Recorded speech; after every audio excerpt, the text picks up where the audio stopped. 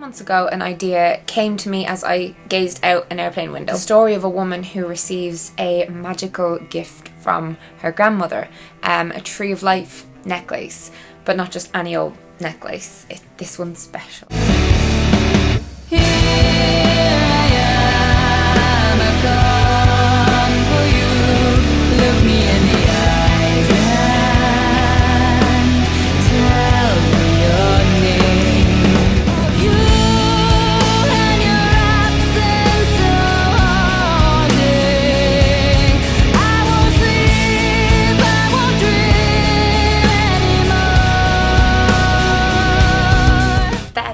Was stuck in a room with a fucking candle. My best ideas come from negative experiences. Oh yeah. Welcome to the club. Yeah.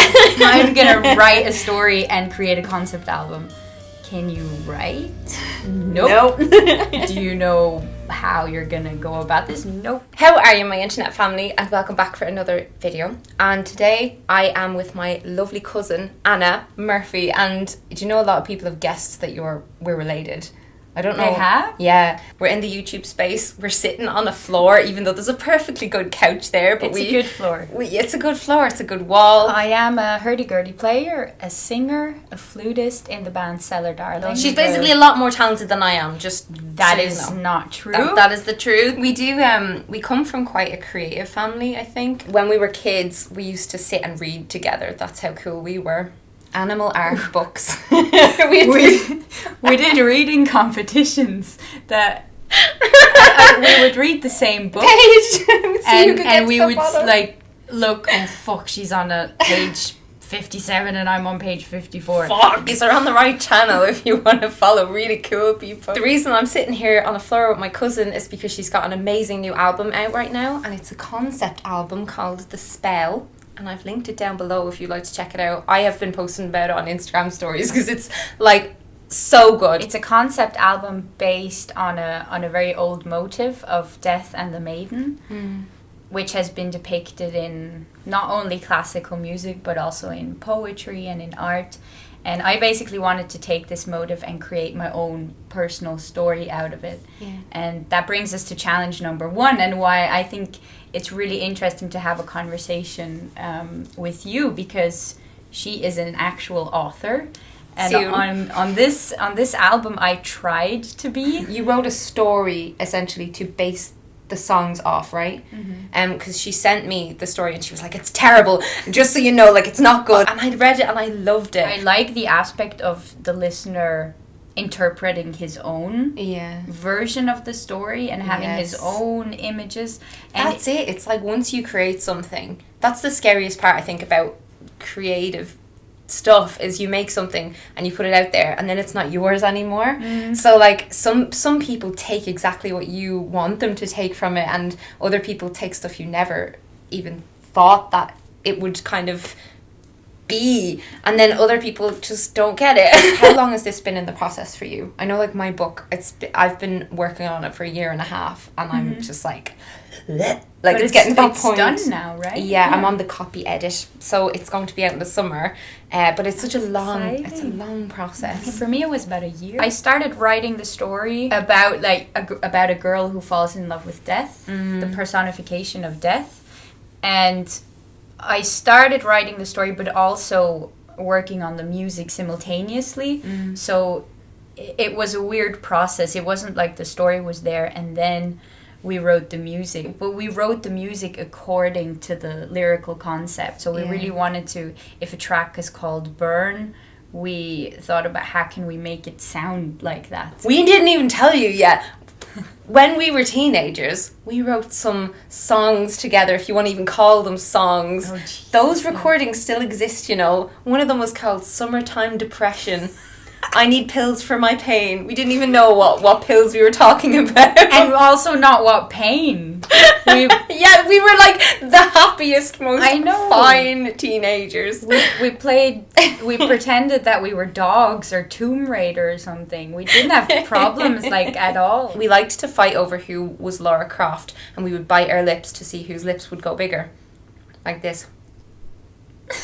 I think from quite a young age, both of us have kind of had an interest in just getting stories and, you know, just the cathartic process of writing and getting stuff out there. I think writing is such a amazing way to like relate to other people and to just kind of connect and share and all that stuff. But when for you did you kind of really get into it, like with songwriting and stuff? I played in the band Elvati for a very long time, for 10 years.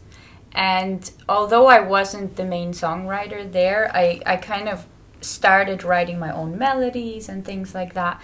And then at some point I wrote a solo album. And that's kind of what fueled it. I realized that that's actually what I like doing most about the whole shebang. Oh, really? So would you rank writing and then singing? Like, would writing be at the top? I think, well, for me, like, singing is more like an instrument within the whole songwriting thing. I see my voice as an instrument to make a song. YouTube has been a little bit similar to me in that I've kind of used the format of like making videos as a way to practice just the most basic ass elements of storytelling, like beginning, middle, end, you know, like just structure and editing. Like they're all tools that you can apply when it comes to telling a larger story and creating people and stuff. It's obviously very different. So say if I take a very narrow topic and make a video about it, I still feel like I'm getting to practice those things. I wrote my solo album, I think, starting when I was 20. Yeah, I was about 20. Oh no, I was 19 and I was very depressed.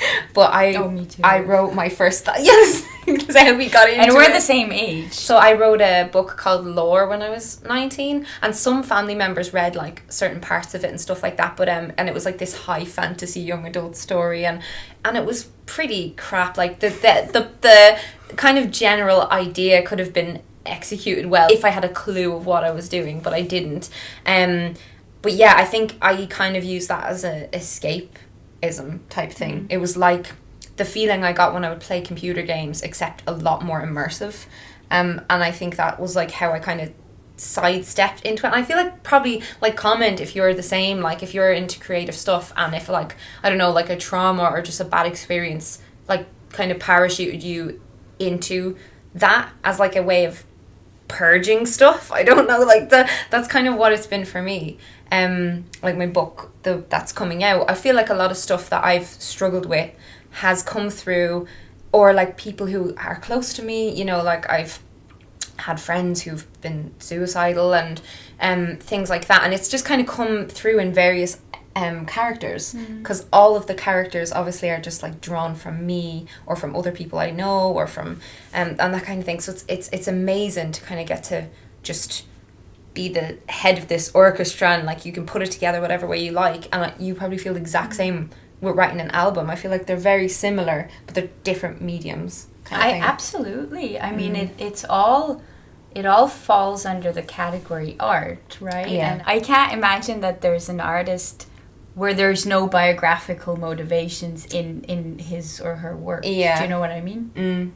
It's hard to imagine because there's always going to be something, a vibe or a story there. Like my dream is just for people who don't know me, like for YouTube to find my book, or for people who are fans of my videos to like read it and kind of just try and detach that it's like Melanie wrote this, you know what I mean? Because like I did draw experiences from people I know, but ultimately like stuff dripped in there about, you know, just like body confidence and like eating disorder stuff. I've had like this crippling fear that when I try and have kids I won't be able to get pregnant, like, and it's still it is a big worry of mine, because I found out recently that I may have PCOS, and that comes through. So I do think it's not something I should be worried about, though, that people are going to judge me for writing what I know. Like, how can you write about anything else?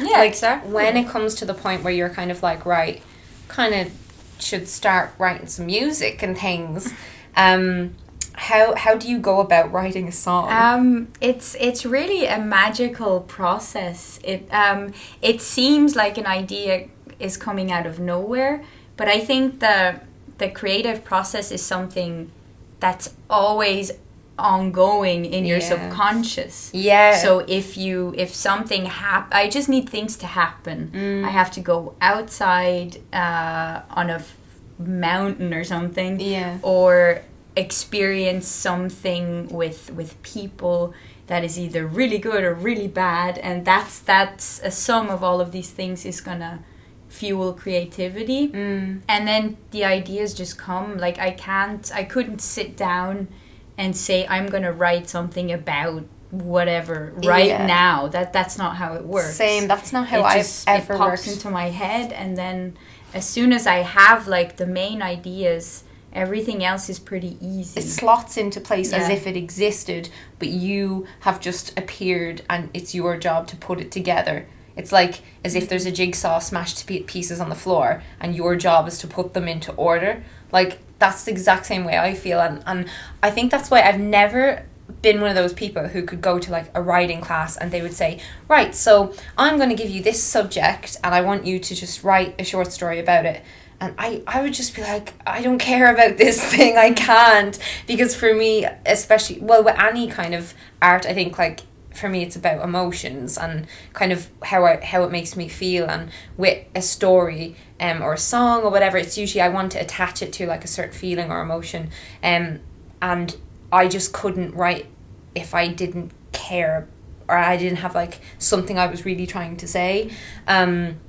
And like the idea for my novel, like I knew I had a book deal for fiction, because my little agreement with the publishers was if I wrote a book kind of building on what my YouTube channel is about, that if that went well, they would publish my fiction. So I knew that I kind of had that. So they were kind of blackmailing you. Almost, yeah. I didn't kind of have, oh, this is the novel I want to write and publish. Like, I didn't have that. But because I knew I kind of had it coming up, I'd been kind of thinking through ideas and nothing was really sticking or catching. And then I was on an airplane, I was just like looking out at the clouds and just like one thing came to me. And then I couldn't get it out of my head and I just started being like, oh, what about this? And how would that happen? And who would be there to... It was so weird. And even as you're writing, you're just constantly editing and changing things around. And I'm doing the line edit right now and I'm like, how does this exist? Like, this would not exist if I didn't actually spend so many hours. And you must feel like that when you listen to your whole album back, like how much work went into it. Like, it's an amazing feeling. Are you the most proud of this album out of any work that you've done so far? I think so, yeah, because of all the things that were really different. You know, writing a story was the first thing, because I'm the type of person that has an idea and then I don't think about whether I can actually do it. Yeah. It's like, I'm gonna write a story and create a concept album. Can you write? Nope. Do you know how you're gonna go about this? Nope. and then I just kind of try, and yeah. Like, you don't have to be trained in something to be able to do it. My best ideas come from negative experiences. Oh yeah. Well, welcome to the club. Yeah. Like, I hate saying that because I'm an advocate for like positive thinking and all that kind of thing, and I am quite an optimistic person and I would kind of veer more toward being positive, but weirdly when it comes to creativity and art and movies that I love and songs that I love and stuff like that, they're usually like very much focused around like the most shittiest difficult things in life. And I just wonder why is that the most healing thing when you listen to someone else's like kind of expression of their pain when you're in pain. It helps your pain. It's a really strange thing, and it inspires you, and that's how you vent, right? By creating something like that, because when you're feeling great, you're out feeling great. Yeah. And you're doing those things, and yeah, it's so true. But I think it's also a matter of balance, and what I noticed with this album that we wrote now, because I wasn't necessarily in a bad place regarding my surroundings. I am in a very happy relationship and everything, and I was thinking, you know, is this gonna fuck with my creativity in any way? In the end, you know, I found my little dark place in the end while writing the album. But I don't know, maybe that was just me getting way into the story. Yeah, that it was kind of influencing me in a way. I don't know what it was in the end, but you do find ways around you can create when you're feeling great. Yeah, that rhymes. Like, they've actually shown that storytelling is very linked to resilience and your ability to kind of strengthen your resilience, because it's not something you're born with. Apparently, like, obviously it's a muscle that you have to exercise, and by the way our brain kind of, what our brains do with facts and things is to kind of formulate them into this story or build this narrative about who we are and all that kind of thing, and like where we fit into the world and how we perceive it. And it is kind of, I don't know, I feel like it's so beneficial to be creative and to write and stuff. And it's something I'm really sad that is getting lost nowadays. I know so many people who are so creative and they just don't make time for their creative endeavors anymore, and they're like so addicted to like social media that it sucks hours out of their day, and they're not making things. Where I feel like when we were younger, it was very different, like when we were little. Yeah, because you had nothing else to do than, you know, do things with your mind and with your hands and whatever. The great composers, you know, Mozart and Beethoven, and people have the feeling that there's not as many these days that are creating these fantastic works. Yeah. And it's like, that dude was stuck in a room with a fucking candle. What else is he gonna do? He didn't check his Instagram feed. You know, people, they constantly ask questions because they